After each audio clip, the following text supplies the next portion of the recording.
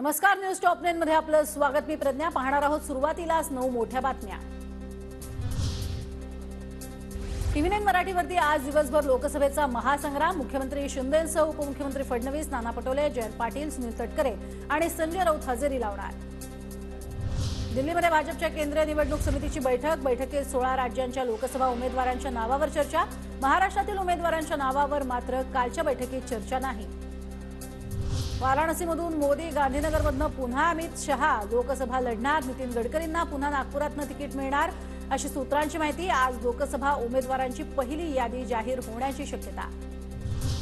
नितीन गडकरी यांना नागपुरातून उमेदवारी देण्याची एकमतानं मागणी। नागपूर लोकसभा निरीक्षक मनोज कोटक, अमर साबळे यांच्याकडून मागणी। निरीक्षकांनी अहवाल रात्रीच पक्षश्रेष्ठींना मेल केला। लोकसभेच्या जाहीरनाम्यासाठी भाजप जनतेचं मत जाणून घेणार।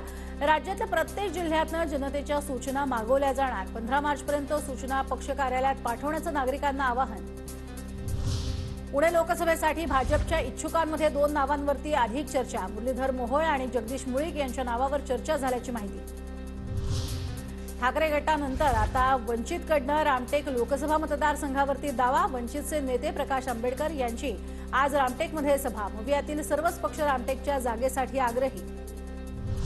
छत्रपती संभाजीनगर लोकसभेवर आरपीआय आठवले गटानं सांगितला दावा। भाजपनं संभाजीनगरची जागा आरपीआयला सोडावी। आरपीआय आठवले गटाचे पदाधिकारी बाबूराव कदम यांची मागणी। नंदुरबार लोकसभा भाजप उमेदवार जिंकणार। आदिवासी विकास मंत्री डॉक्टर विजयकुमार गावित यांचा दावा।